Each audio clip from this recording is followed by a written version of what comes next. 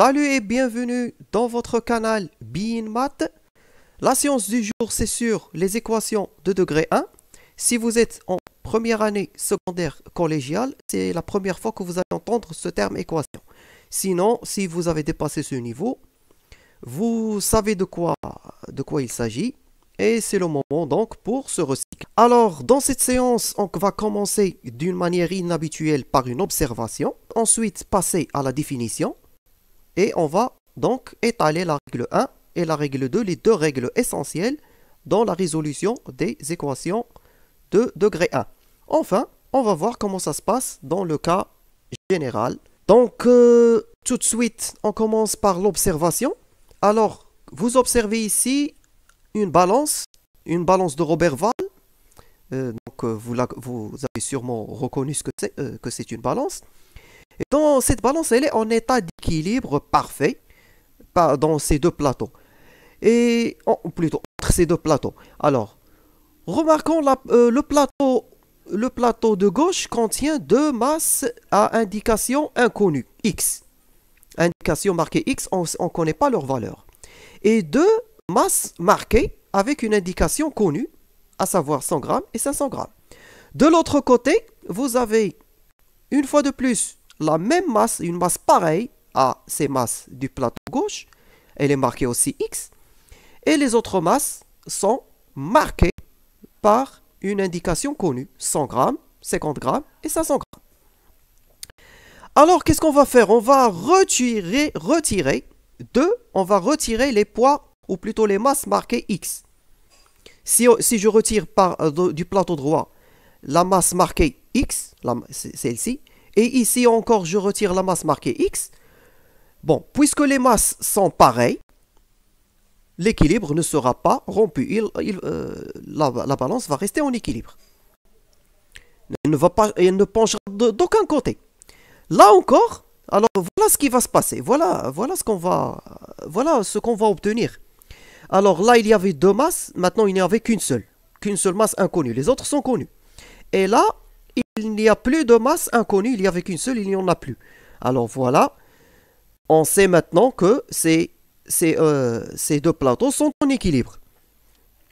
Mais cette fois, on va retirer les masses marquées 100 et 500. Parce que 100 existe ici et existe là. 500 existe dans le plateau gauche et existe dans le plateau droit. On va les retirer, ces deux masses. Qu'est-ce qui va se passer? Eh bien, il ne restera plus ici que la masse indiquée X, inconnue. La masse inconnue indiquée X. Et là, il ne reste plus que la masse indiquée 50. Puisque l'équilibre est toujours là, bien sûr, pourquoi l'équilibre ne va pas changer? 100 plus 500, ça fait 600. Et 500 aussi plus 100, ça fait 600. Donc, ce qu'on a retiré ici, on a retiré 600 grammes du côté droit et 600 grammes du côté gauche. Donc, est-ce que l'équilibre va être rompu? Bien sûr que non. L'équilibre va être préservé parce qu'on a retiré la même masse des deux plateaux, gauche et droit. Donc, puisqu'on est toujours en équilibre, la masse X ne peut être qu'égale à la masse 50. L'équilibre est toujours là. Donc, la masse marquée X, c'est exactement pareil que la masse marquée 50. Voilà, c'est ce qu'on a découvert. Eh bien, ce que vous venez de voir dans cette observation, dans cette petite expérience, c'est l'essence même de cette leçon. Tout ce que vous allez faire dans cette leçon, c'est ça, est résumé ici. Eh bien, justement, c'est quoi donc une équation?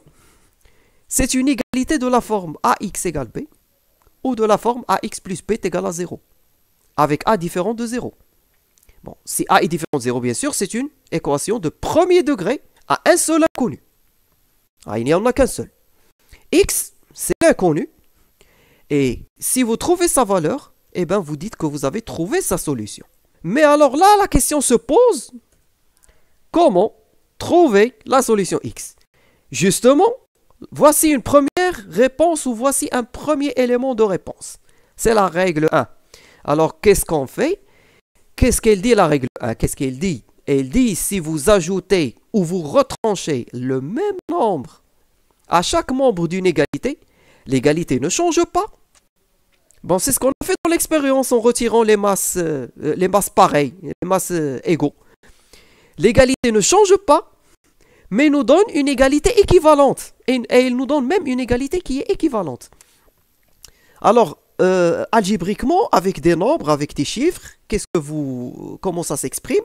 Si vous prenez A et B et C des décimaux relatifs, alors si A égale B, elle va vous donner A plus C égale B plus C. A égale B va vous donner A moins C est égal B moins C. Donc, lorsque vous ajoutez le même nombre C, ou vous retranchez le même nombre C, l'égalité est préservée et même vous obtenez une égalité équivalente. Vous allez voir maintenant d'une meilleure façon avec cet exemple. Par exemple, maintenant, supposons que nous avons à résoudre cette équation x plus 13 égale 2. Alors, qu'est-ce que vous allez faire? Vous allez retrancher 13 du côté droit. X plus 13, vous allez mettre moins 13. Et la même chose, et puisqu'il faut faire la même chose dans les deux côtés, même 2, vous allez soustraire 13 de 2. Alors, vous avez moins 13 ici et d'ici. Alors, 13 plus 13 moins 13, ce sont deux nombres opposés, ça vous donne 0. Et 2 moins 13, vous allez la calculer. Alors, ça vous fait quoi? Ça, 13 disparaît avec moins 13, donc il ne reste plus que x. Et de l'autre côté, 2 moins 13, ça fait moins 11. Vous avez donc fini par obtenir la valeur de x. C'est comme ça que vous obtenez donc voilà une première façon pour obtenir la valeur de x. Vous isolez donc votre terme x en retranchant ou en ajoutant le même nombre décimal. Alors bien sûr, si c'était moins 13, vous allez ajouter de 13. Donc, puisque ici, j'ai retranché 13 parce que ici, j'avais plus 13. Passons maintenant à la règle numéro 2. C'est l'heure de voir ce qui se passe ou qu'est-ce qu'elle dit la règle 2. Si on multiplie ou on divise par le même nombre, bien sûr un non nul, il faut qu'il soit non nul, chaque membre de l'égalité, qu'est-ce qui va se passer? L'égalité ne changera pas et vous obtiendrez une égalité équivalente. Oui, même chose, la même histoire qu'avec la division, la soustraction, vous allez le faire avec la division et plutôt la multiplication et la division. Si A est égal à B, elle va vous donner A fois C égale B fois C. Et si A est égal à B, elle vous donne A divisé par C égale B divisé par C. Et voyons ça dans un exemple. Alors 4x égale 16, vous devez résoudre ça. Qu'est-ce que vous allez faire? Eh bien, l'idée, pour isoler x, vous allez diviser par 4 les deux membres. L'égalité ne va pas changer. En effet, si on divise par 4 les deux membres, on divise 4x par 4 et on divise 16 par 4. Vous le savez très bien, 16 divisé par 4, ça donne 4, bien sûr. Mais 4 fois x divisé par 4, qu'est-ce qu'elle donne? Alors, vous commencez d'abord par diviser 4 par 4. 4 divisé par 4, ça fait 1. Et 1 fois x, elle donne x. Voilà. Vous avez obtenu que x égale à 4. Et donc, vous avez résolu votre équation. Ce sont là les deux techniques qu'il faut pour résoudre n'importe quelle équation. Et on verra ça lorsqu'ils sont mélangés. En général, qu'est-ce qu'on fait? Il faut se ramener à la forme ax égale à b. Cette forme. C'est-à-dire avoir ax égale à b. Donc, il faut avoir un terme avec x à gauche et un terme avec sans x à droite.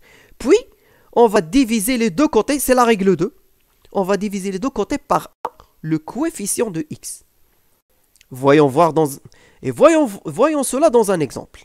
Alors, 4x moins 3 égale 5. On doit résoudre ça. Alors, qu'est-ce qu'on fait? Il faut se ramener d'abord à la forme ax égale b. Qu'est-ce qu'on va faire donc? On va ajouter 3. Ici, qu'est-ce qu'on avait ici? On a ici? Ici, moins 3. Donc, on va ajouter 3 dans les deux côtés. Alors, 4x moins 3 plus 3. Et bien sûr, ici, 5 plus 3. 5 plus 3, vous savez que ça donne 8. Et 4x moins 3 plus 3, vous savez qu'il ne vous restera que 4x. Pourquoi? Parce que moins 3 va disparaître avec plus 3. Ici, nous avons isolé 4x. Alors, nous sommes bien dans la forme ax égale b. Alors, qu'est-ce qu'il faut faire? Il faut passer à l'étape où il faut diviser par le coefficient de x. Qui est le coefficient de x ici? C'est 4, bien sûr. Donc, vous allez diviser par 4. Ainsi, donc 4x divisé par 4 va être égal à 8 divisé par 4. Et donc, 8 divisé par 4, elle vous donne 2. Et 4x divisé par 4, elle vous donne x. Et voilà, vous avez obtenu la résolution, ou plutôt la solution de votre équation. Bien sûr, vous pouvez toujours, pour vérifier, vous mettez 2, vous remplacez x par 2. 4 fois 2, ça fait 8. Et 8 moins 3, ça fait 5. C'est bien la solution. Voilà, elle est bien vérifiée, c'est confirmé que c'est la solution. Donc, avec ce dernier exemple, la séance est terminée. C'est tout pour les équations. Merci pour votre attention. Si vous avez aimé, un petit pouce bleu, partagez. Vous avez encore des questions ou une ambiguïté, posez votre question en commentaire. Si vous ne l'avez pas encore fait, abonnez-vous, activez les notifications pour ne pas rater la prochaine séance. Et d'ici là, à bientôt.